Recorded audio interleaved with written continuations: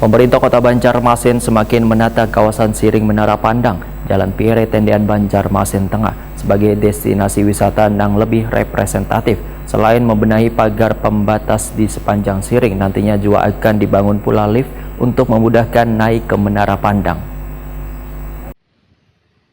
Pemerintah Kota Banjarmasin semakin menata kawasan Siring Menara Pandang, Jalan Pire Tendean Banjarmasin Tengah sebagai destinasi wisata yang lebih representatif.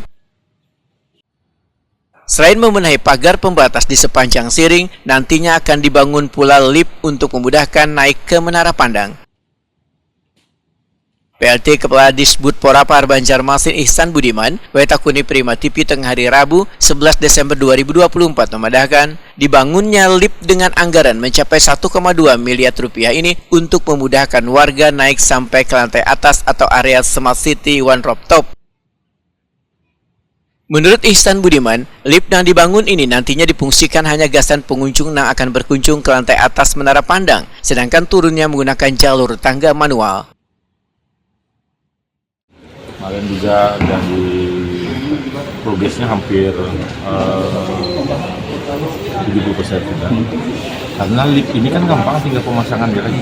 Jadi karena struktur bangunannya sudah ada, kemudian alokasi tempatnya itu sudah ada juga, jadi tinggal pemasangannya.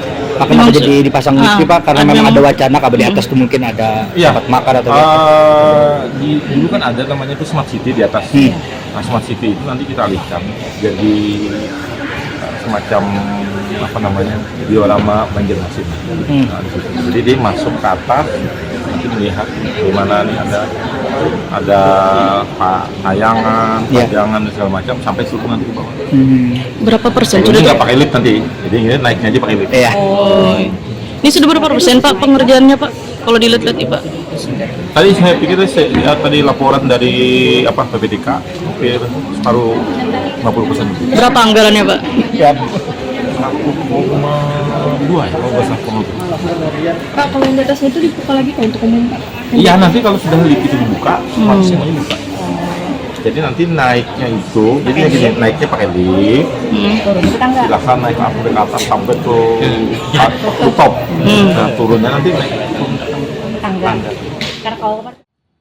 Ihsan Budiman berharap ditatanya kawasan Siring di sepanjang Jalan Pire Tendean Banjarmasin Tengah ini, maka kunjungan warga ke destinasi wisata andalan di Kota Seribu Sungai akan semakin meningkat.